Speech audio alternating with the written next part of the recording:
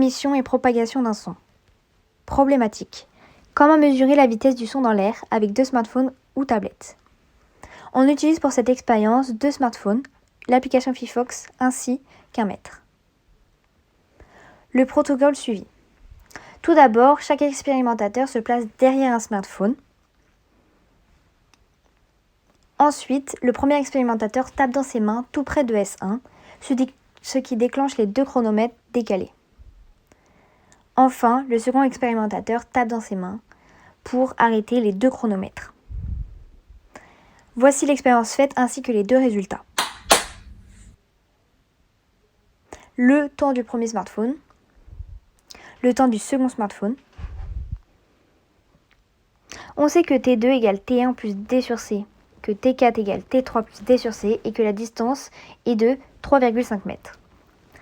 Pour calculer le temps parcouru par le son, cela revient à faire la différence entre S1 et S2. En simplifiant cette opération, on obtient la formule 2 fois D sur C.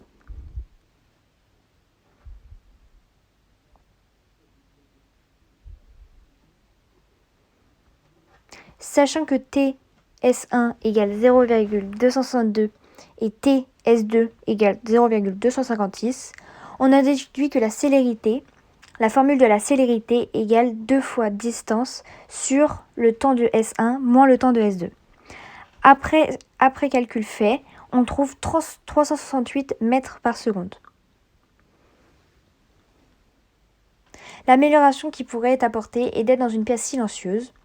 En effet, les écarts présents sont essentiellement dus au bruit qui nous entoure.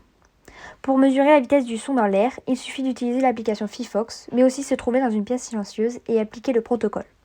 Enfin, il faut calculer la durée totale et en déduire sa célérité en appliquant la formule 2 fois D divisé par la durée totale. Fin de la capsule.